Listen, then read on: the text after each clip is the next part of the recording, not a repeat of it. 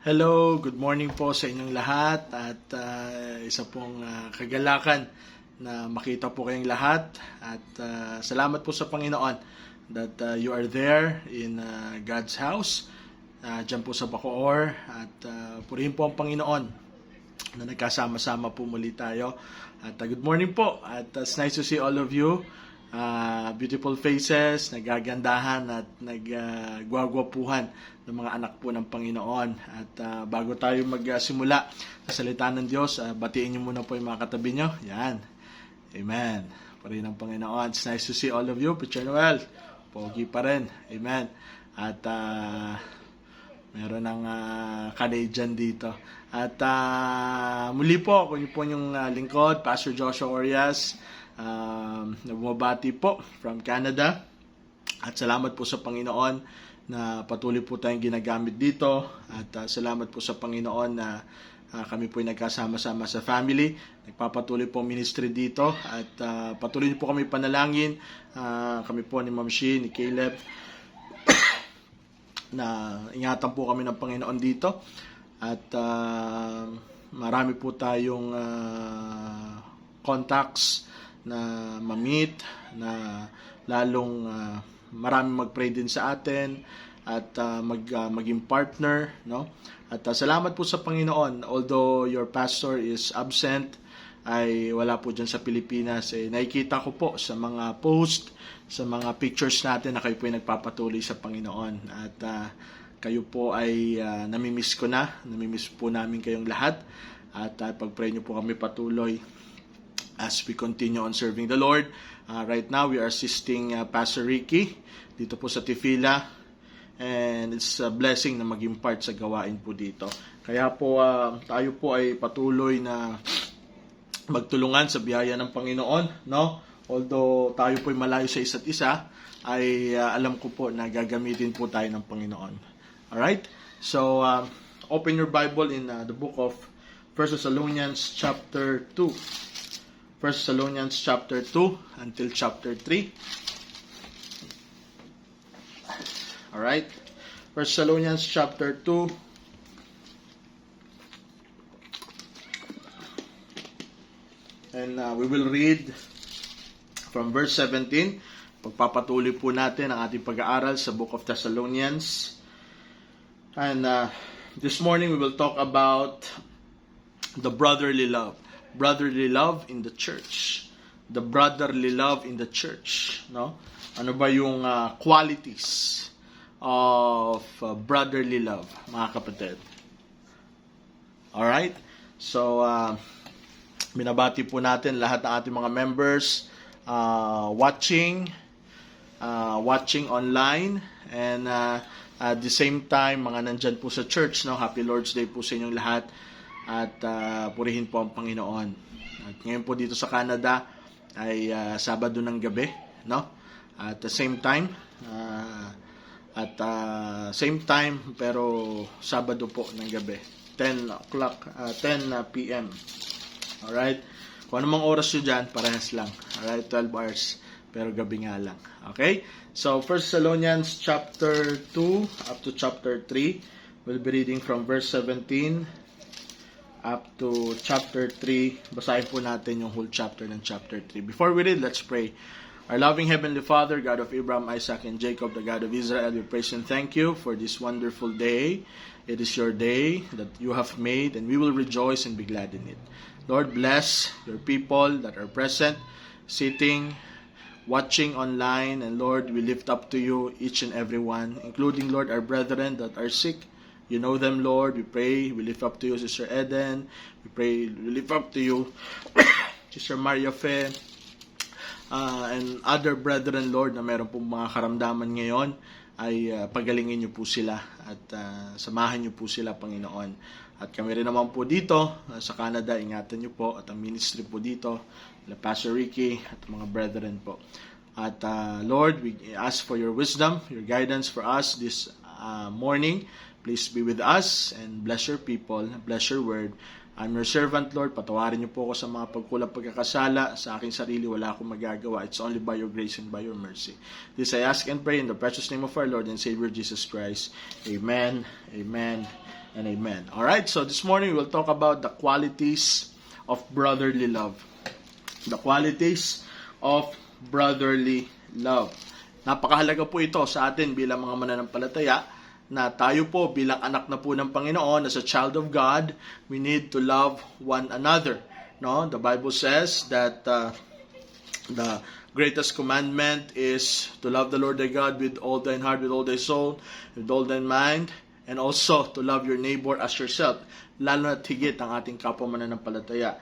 Lalo po ngayon na wala pong inyong pastor, at ulitin ko po, ang church ay hindi po tumatakbo sa akin, no? At kahit po ang absent ang inyong pong pastor dyan physically, but my prayers, my emotion, my love, yung aking damdamin ay ang damdamin po namin as a family ay lagi pong nandiyan.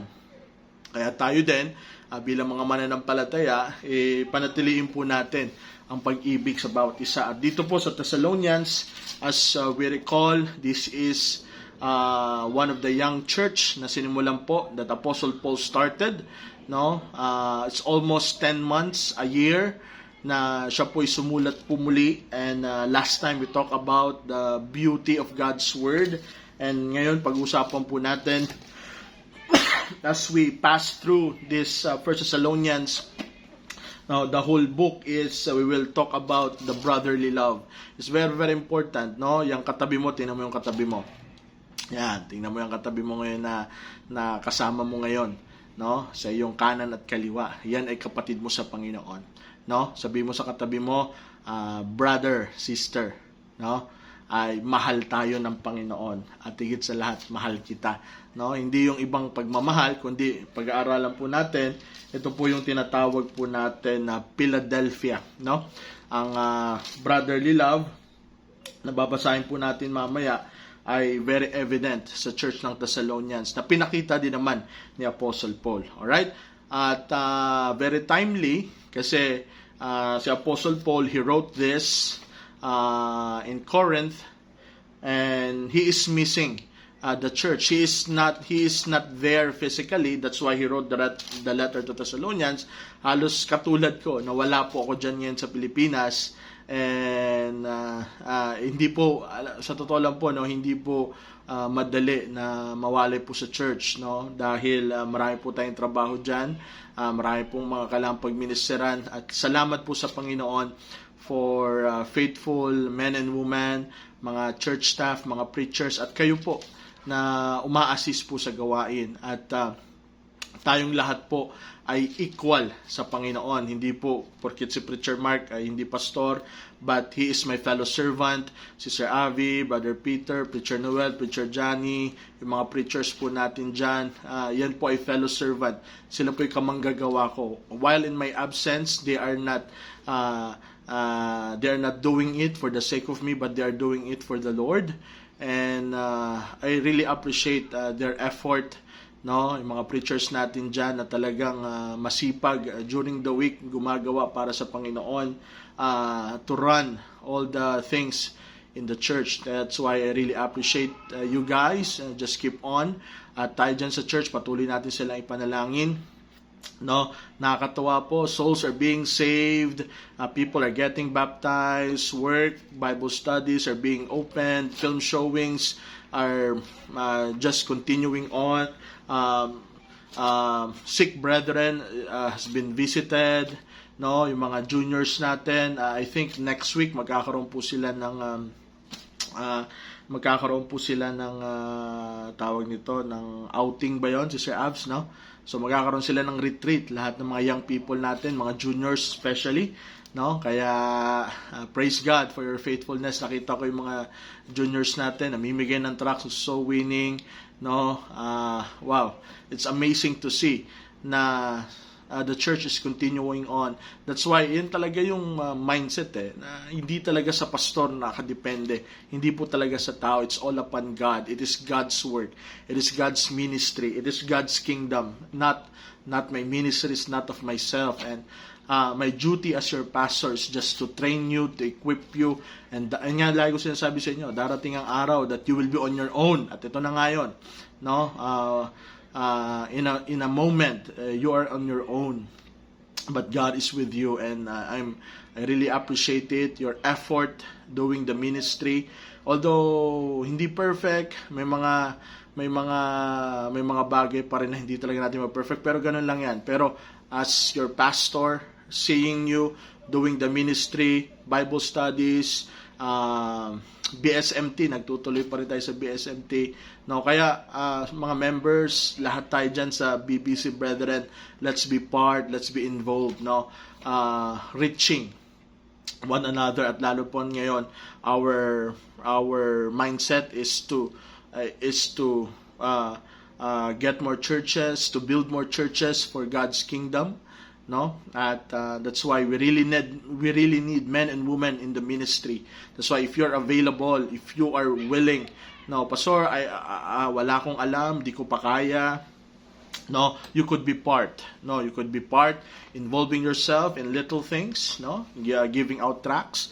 We have our 10,000 houses na mabigyan ng mga tracts, and it's good to see.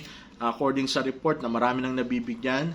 Our goal is 100 areas of film showing.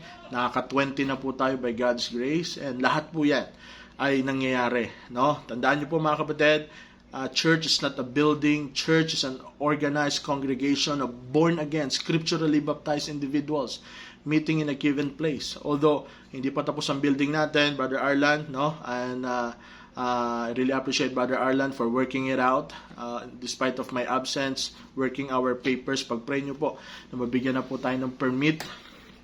No, pag-pray po natin na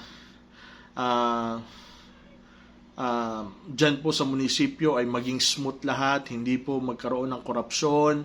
No, alam nyo na, no? If you ask Brother Arlan, baka manghingi pa yan ng mga lagay-lagay just to run the papers. Pag-pray natin na dalin tayo ng Panginoon sa mga taong-tao na hindi mangungurakot sa atin. We are building church building, not a business, but we are touching people's lives. We are impacting to the community, and I know that the devil will try to hinder everything. No, the devil will attack somebody that is not spiritual para guluhin ang gawain, guluhin ang pamilya nyo, kayong family na naglilingkod sa Panginoon, or maybe Satan will attack our physical. Katulad ngayon, may mga members tayo, may mga karamdaman na pinagpray natin, and we lift them up to the Lord. And there's so much going on. And we as a church, we need to show brotherly love, no? We need to show our effort. That's why as we study this word, makita po natin yung mga bagay na to. Kaya members, just keep on keeping on by the grace of God, and alam ko ang Diyos magpapala sa inyo, that God will reward you in due time. While we are here in Bacoor, people there in Naik are in Tanzar continuing on. Please pray for Brother Peter, Sister Marimar, and our brethren also in Naik and also in Bulacan. And thank you so much for your labor. Thank you so much for your love to the Lord, no? Na kayo po ay naglilingkod para po sa Panginoon. Alright? So, 1 Thessalonians chapter 2, at we say regards coming from Ma'am Shi and Baby Caleb. Please continue to pray po kay Ma'am Shi na siya po ay magkaroon po ng safe pregnancy. But don't worry, dyan po siya manganganak, and we'll be coming back, no? At malapit na po, hintayin nyo lang. We are short stay here just to visit the family, at pag-pray nyo po. At pagbalik po namin, magkakaroon po dito sa Toronto ng dedication para kay Baby Caleb, dahil yung po talagang request ni Lolo Ricky, no? At pag-uwi po natin diyan, dahil po marami pong nagnininong, ay magkakaroon din po tayo ng celebration for Caleb. And also, yun nga lang, dito na po gaganapin ang gender reveal, no? So Ma'am Shi will be having her check-up dito po sa mga hospital dito, at pag-pray nyo po na maging maayos po ang baby. Pero dyan po si Ma'am Shi manganganak, no? So pag-pray nyo po ang baby, but the gender reveal will be here, so malalaman nyo na lang po. Alright? So 1 Thessalonians chapter 2, at verse 17 until chapter 3. Alright? The Bible says, "But we, brethren, being taken from you for a short time, in presence, not in heart, endeavored the more abundantly to see your face with great desire. Wherefore, we would have come unto you, even I, Paul, once and again, but Satan hindered us. For what is our hope, our joy, our crown of rejoicing? Are not even ye in the presence of our Lord Jesus Christ at his coming? For ye are glory and joy." Chapter 3, "Wherefore, when we could no longer forbear, we thought it good to be left at Athens alone, and sent Timotheus, our brother and minister of our God, and our fellow laborer in the gospel of Christ, to establish you, to comfort you concerning your faith." Verse 3, "That no man should be moved by these afflictions, for yourselves know that we are appointed thereunto. For verily, when we were with you, we told you before that we would suffer tribulations, even as it come to pass, as ye know. For this cause, when I could no longer forbear, I sent to know your faith, lest by some means the temper have tempted you, and our labor be in vain. But now, when Timotheus came from unto you, and brought us good tidings of your faith and charity, that you have a good remembrance of us, always desiring greatly to see us, as we also to see you. Therefore, brethren, we were comforted over you all in our affliction and distress by your faith." Verse 8, "For now we live, if you stand fast in the Lord. For what thanks can we render to God again for you?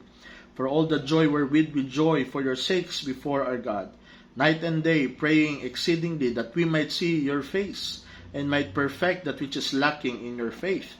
Now God himself and our Father and our Lord Jesus Christ direct our way unto you, and the Lord make you to increase and abound in love toward another, and toward all men, even as we do toward you. To the end he may establish your hearts unblameable in holiness before God, even our Father, and coming of our Lord Jesus Christ with all the saints." Pagpalain po ang pagkabasa ng salita ng Diyos. So, what are the qualities of brotherly love? It's very clear, mga kapatid. No, sabi po dito, "But we, brethren," we brethren, being taken from you for a short time in presence, not in heart, endeavor the more abundantly to see your face with great desire. Apostle Paul, again, ay wala po sa Thessalonians because meron pong riot na nangyari, meron pong kaguluhan sa lugar na yan. Then, the brother helped him to go out, at nakita niya po na ang church na ito after 1 year ay nagpatuloy. Sa chapter 1, napakaganda ng testimony. Their faith sounded out all through the regions of Macedonia. At ngayon, he encouraged them to continue in brotherly love. So what are the qualities of brotherly love? At napakahalaga po nito as a church. We cannot live on our own. Don't forget that it's you and God lang, pero hindi po, although okay naman yon na ikaw at ang Panginoon, but you are created, that you, God, and others. Dapat maging people-oriented, maging others-oriented po tayo. That's what Christian love is. Alright?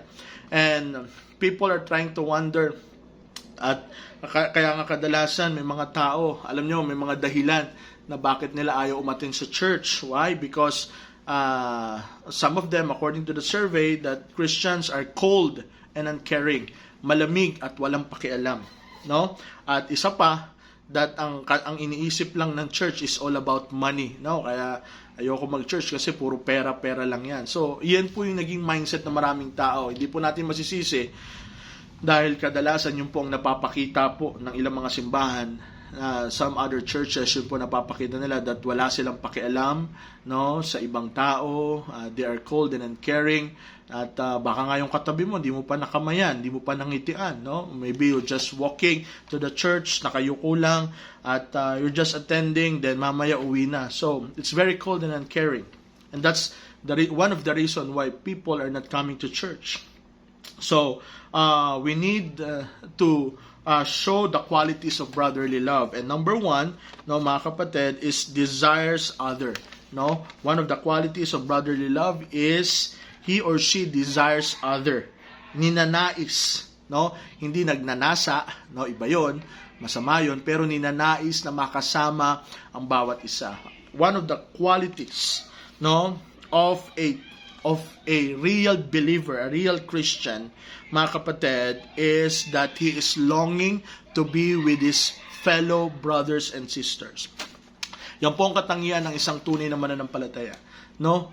Ninanais niyang makasama ang isang kapwa niya Kristiyano. Alright? Dahil nga po, hindi po tayo dinesign ng Panginoon na mag-isa. No man is an island. No, meron pong fellowship. No, we need to be with each other. Are you excited to come to church this morning? To see your fellow brethren? Or it's just your another Sunday obligation? Sunday na naman, kailangan ko mag-church Kailangan Napapagalitan ako ni mama at papa. No, hanapin ako ng preacher, hanapin ako ng pastor. No, it's not your Sunday obligation. One of the reason why you come to church is that you seek God and you desire, mga kapatid, you desire others. The Bible says, mga kapatid, in 1 Thessalonians, no, verse 17, endeavor the more abundantly to see your face with great desire. Apostle Paul is missing this church and he wanted to see them physically. Wala pong ganito na Zoom, na makikita natin ang bawat isa. But before, wala po talaga. Talagang kailangan po nilang magtiis. Kaya sulat-sulat lang. Nakita nyo po dito, mga kapatid, yung word sa verse 17, being taken from you. No, the word being taken from you is one Greek word nang ibig sabihin ay orphaned. No, orphaned. Parang isang batang napahiwalay sa kanyang magulang. Mga parents, have you ever tried na mapahiwalay sa inyong mga anak? Yan ang feeling ni Apostle Paul. Apostle Paul as a spiritual father, the word being taken away from you is like he felt that he left his children alone. No, yan yung desire niya na gusto niyang makita. At hindi lang si Apostle Paul ang may desire na gusto silang makita, but notice in chapter 3 verse 6. Chapter 3 verse 6, nandiyan pa po ba kayo? Amen, say amen. Amen. No? At dito po sa last part, that ye have good remembrance of us, always desiring greatly to see us, and as we also to see you. So, not only Paul desired them to see them, but also the people of Thessalonians wanted to see also Apostle Paul. So, tinan nyo, mutual, no? Namimiss nila ang bawat isa for the name of Christ, no? Just like your pastor, I'm missing you so much. No, ang hirap mawala sa church, ang hirap mawala sa iyong bahay, but of course, ito ang kalooban ng Panginoon for now. But my desire is to see you, at sana yan din ang desire nyo. Hindi lang sa akin at sa lahat ng mga brothers na talagang to the point na yayakapin mo, Brad, I miss you, sis, I miss you. 1 week, no? 1 week na nga lang magkita kung kadalasan, kung ma-absent pa, minsan, ilang buwan pa, mas matagal na, no? Kaya nga, ang isang tunay na mananampalataya, a mark of a true Christian, is that we are people-oriented. No? Na tayo po ay mga citizens ng langit. Dito po sa Canada, no, kahit saang bansa, meron po dito tinatawag na Jewish community. Alright?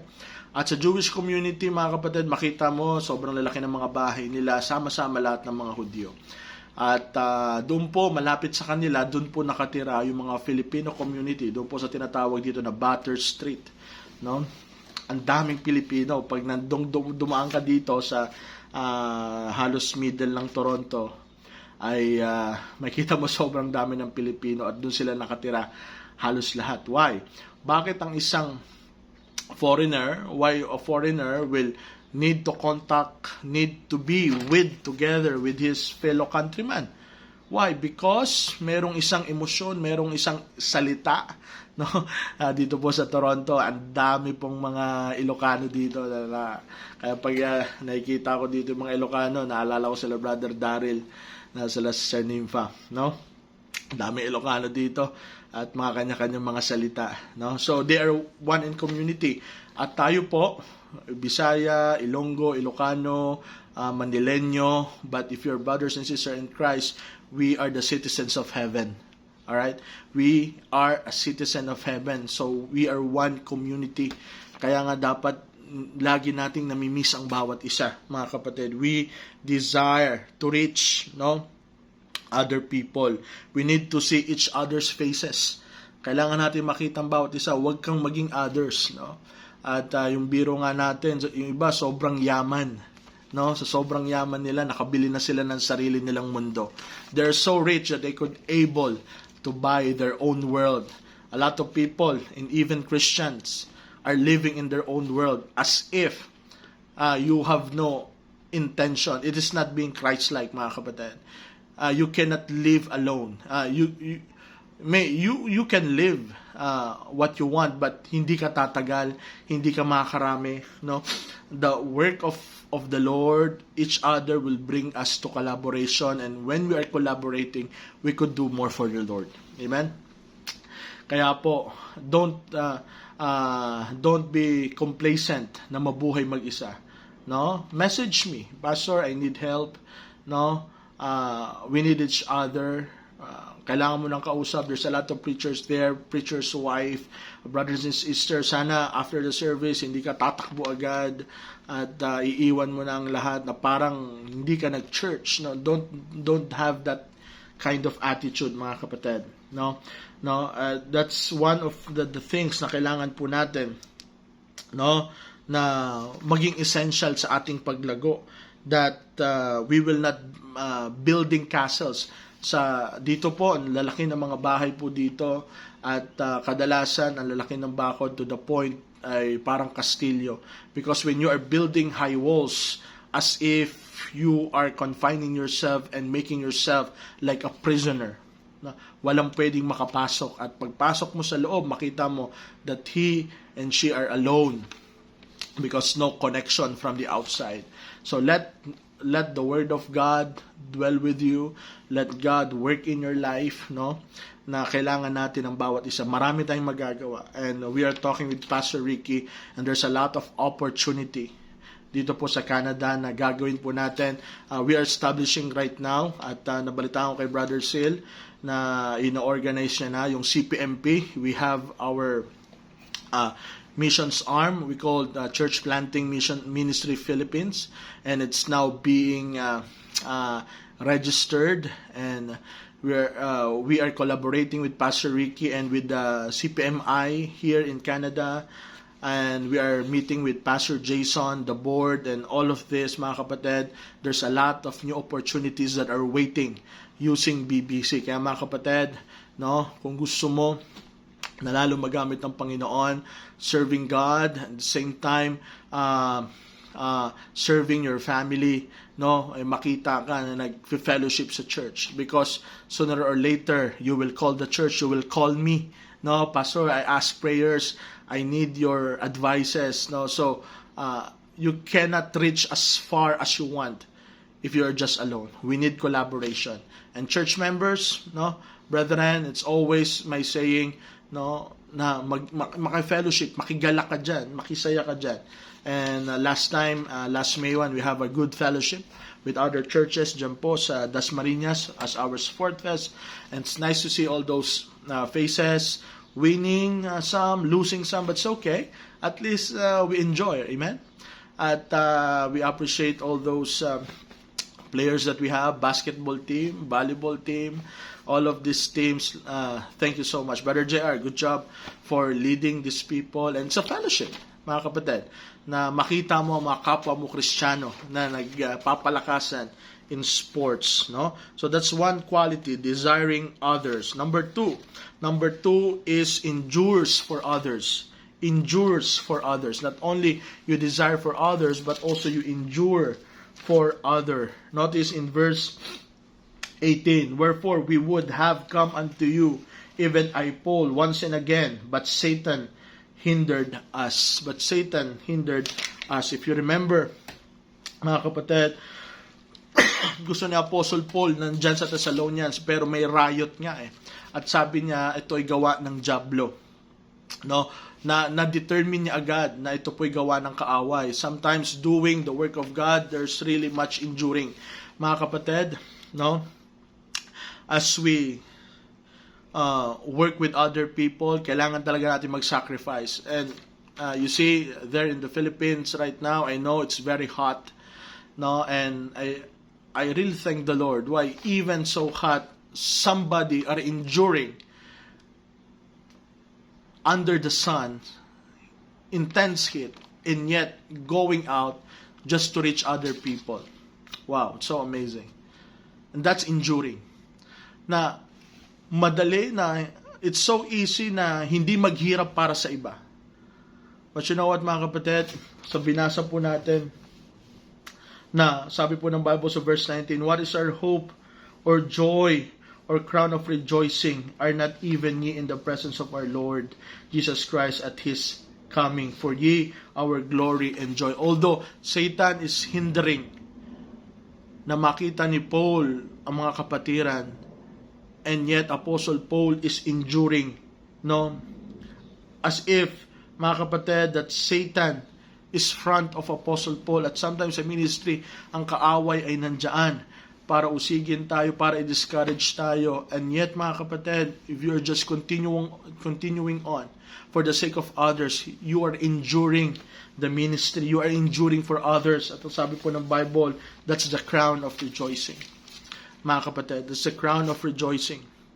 No, a brotherly love, it endures for others, and you will see the sacrifice. Yung sacrifice na kailangan po natin. Not only it endures for others, it also rejoices. Amen? Nagagalak. Nagagalak ka ba sa katabi mo ngayon? Tinan mo yung katabi mo kung masaya, nakatabi ka ngayon. O nakasimangot. Sana hindi naman. Masaya ka ba? No? Why? Because Apostle Paul recognizes masaya siya. Nagsasaya siya. Dahil, let's read mga kapatid. No? So, chapter 3, verse 9. For what thanks can we render to God again for you? For all the joy wherewith we joy for your sakes before our God. Night and day praying exceedingly that we might see your face and might perfect that which is lacking in your faith. Alam mo mga kapatid, why Apostle Paul is rejoicing? Because darating ang araw, makikita niya sila, hindi man nila makita. Alright, listen to this. He may not see them physically in earth. Maybe wala ng pagkakataon. But Apostle Paul, mga kapatid, sinabi dito, that night and day he is praying and he is looking forward to see their face, not only physical, but someday, eternally. I'm looking forward, mga kapatid, as your pastor, that someday I will see your face in heaven. That I am so happy that you are there because you serve the Lord. At sana yan yung ating kasiyahan. No, yan ang ating kasiyahan dahil our true reward, mga preachers, mga teachers, your true reward is the people.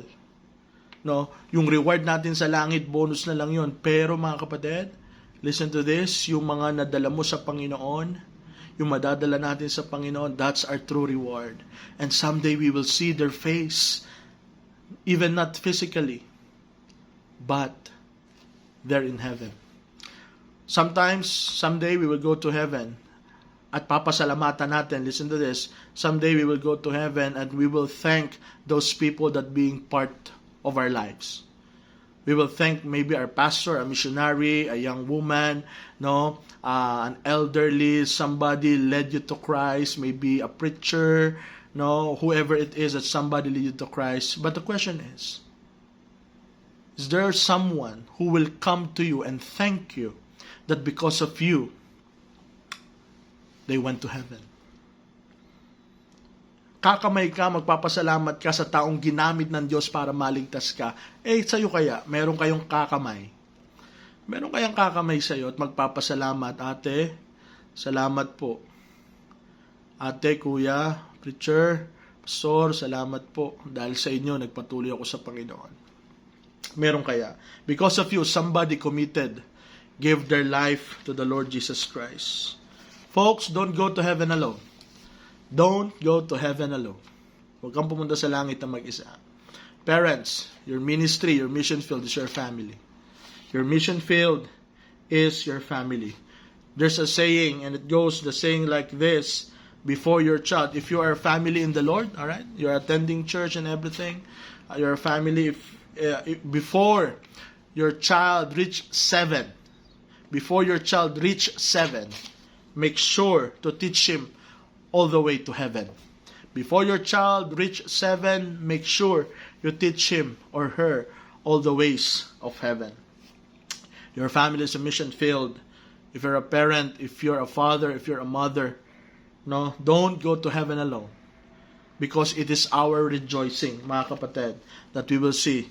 At ako, I'm looking forward that I will see your face up there. Makakasama ko kayo na naglilingkod sa Panginoon at naglilingkod sa iba. Alright? And number 4, treat others as equal. What are the qualities of a brotherly love? Number 1, it desires others. It endures for others. It rejoices for others. Number 4, it treats others as equal. Tinatrato mo ang iba as your equal. Notice your Bible in chapter 3, verse 2. Are you still there, mga kapatid? The Bible says in chapter 3, verse 2, He sent Timotheus, our brother and minister of God, and our fellow laborer in the gospel of Christ, to establish you, comfort you, and concerning your faith. If you know Timothy, he is the closest companion. He is the compadre of Apostle Paul. Timothy is his prodigy. He is his son in the faith. At for many times, for many places, lagi po sila magkasama. But notice here, mga kapatid, that because Apostle Paul, although maganda na magkasama sila, but he sacrificed the companionship and the ability to help ni Brother Timothy sa kanya, sinacrifice niya yon to let Timothy to go to Thessalonica to check for them and for them to be their pastor. At notice, mga kapatid, his endorsement to Timothy, napakaganda. And sent Timotheus, our brother and minister of God, and our fellow laborer. Sometimes in the church, we will not show our brotherly love because sometimes when we treat other people, we think less of them. Or kaya we think that they are best compared to us. So, marahil baka tingin mo sa iba mas mababa o kaya naman mas mataas yan. No sir, no ma'am. Brothers in Christ, all of us are fellow laborers. Hindi ko sinasabi, si Preacher Mark preacher lang yan. Ako pa rin, no. Preacher Mark, Preacher Johnny, Preacher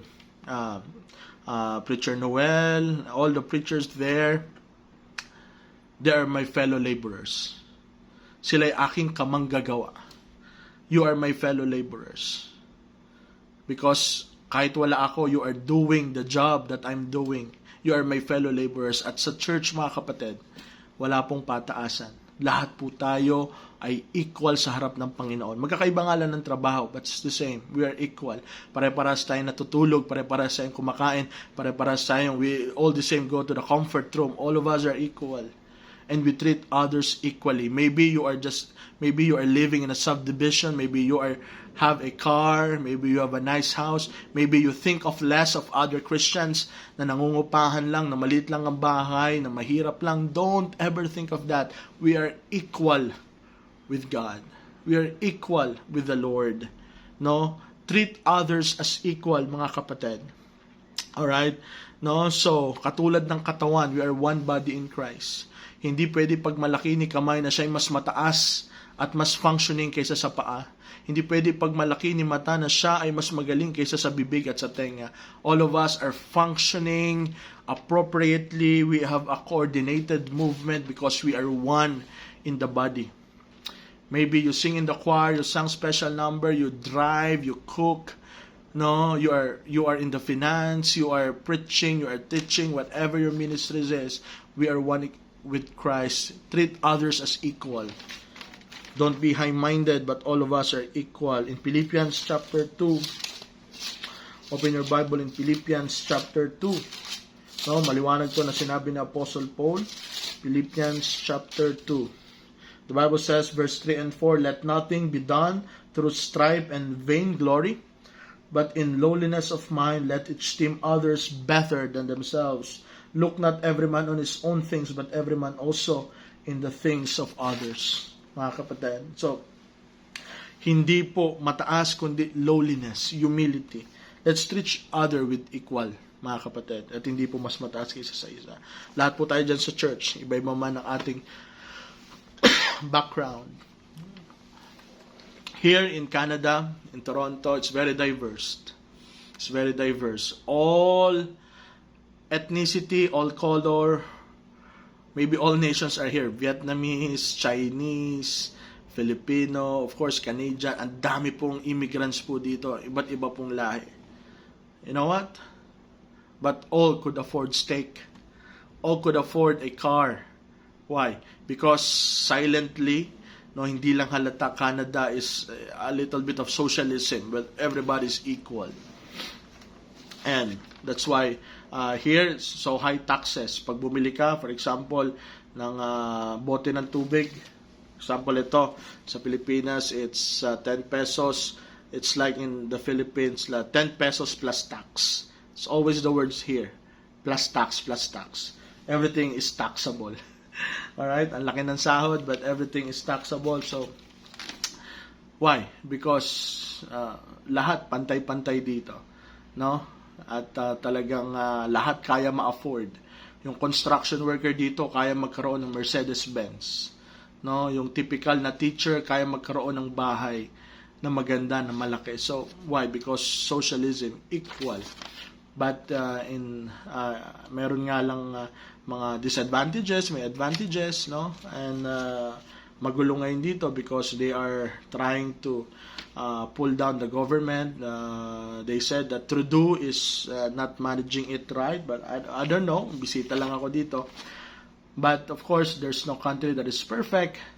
But we as a citizens of Christ, we as a citizens of heaven, as brothers and sisters, treat others equally.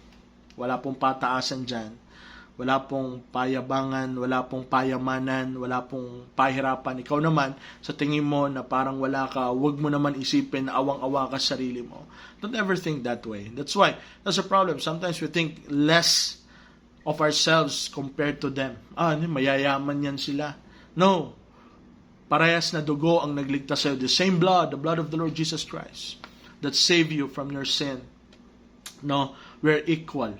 No, utak mo lang yan na nag-iiba. Diba? Utak mo lang yan.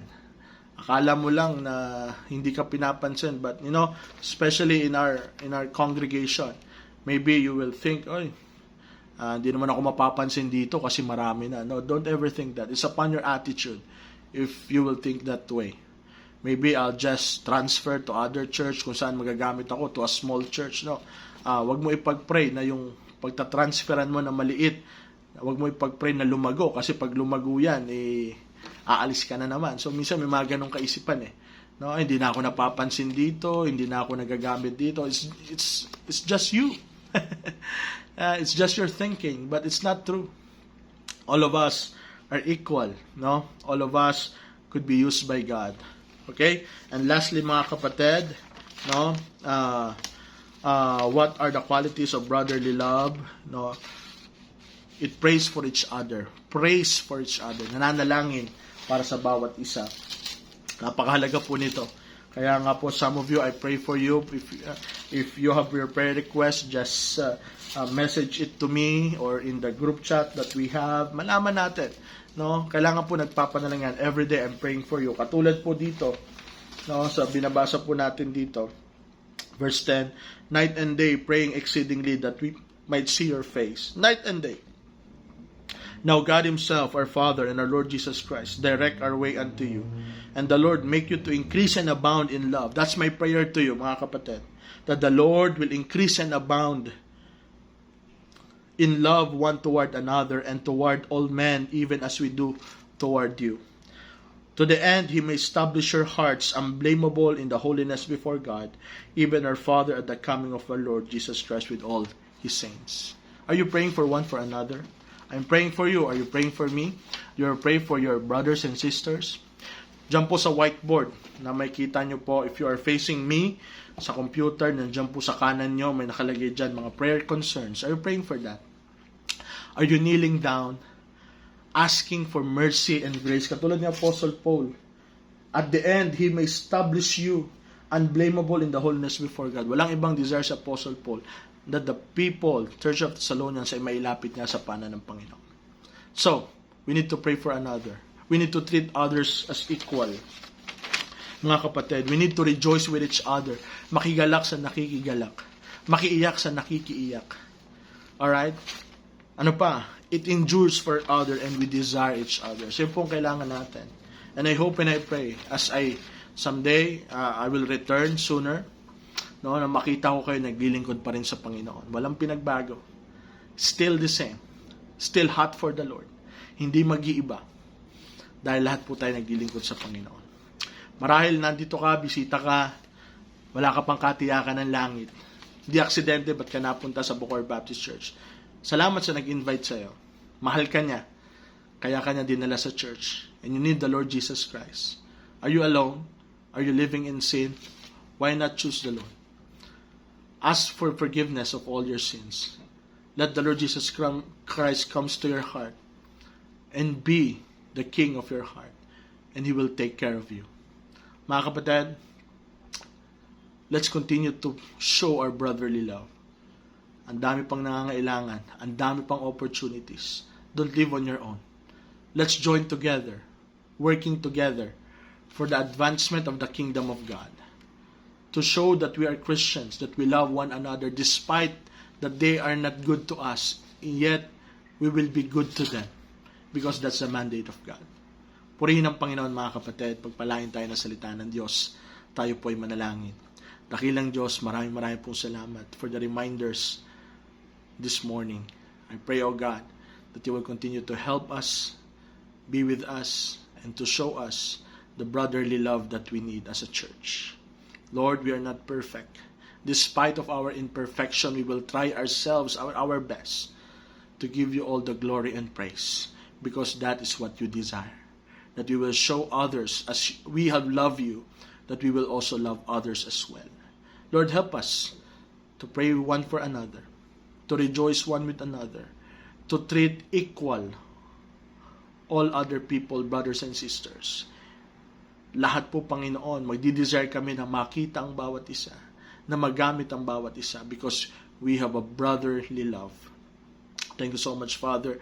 Ngayon, Panginoon, if there are people right now that they are not yet saved, please talk to them. Save them. Mangusap kayo sa kanila. Gamitin Niyo po ang mga preachers and teachers na malid sila sa Inyo, Panginoon. Salamat, Panginoon. Bless Your people, Lord. I miss them so much. Lord, it's not easy to be away from the church that You have entrusted to me, Lord.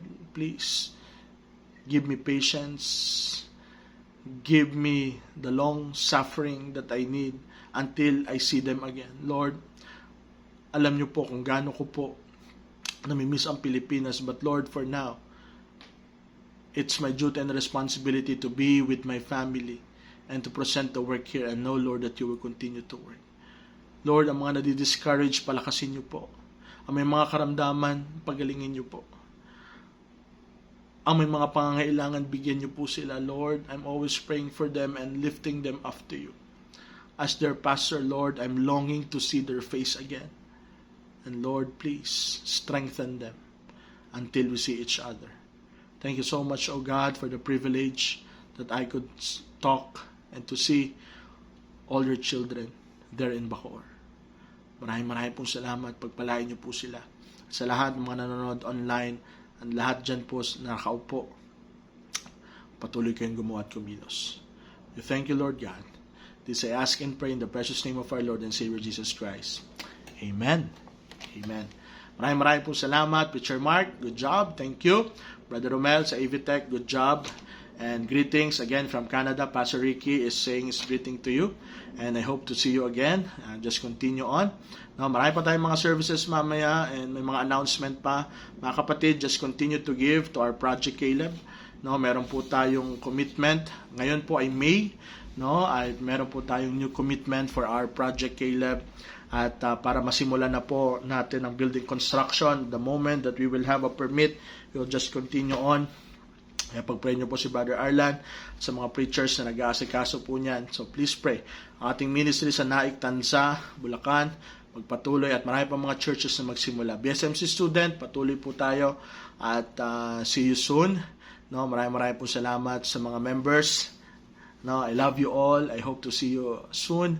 No, magpatuloy kayo sa Panginoon. Okay? So, Preacher Mark, alika at magpatuloy sa ating service. Tayong lahat ay tumayo and we will have our offering. We will ask Brother Sil to pray for the offering. So, let's come to the Lord in prayer and we will have our offering. Mga ushers, assist yung mga members natin na wala pang mga envelopes. And let's come to the Lord as we fulfill our worship to Him this morning. Okay? So, let's come to the Lord in prayer. Brother Sil.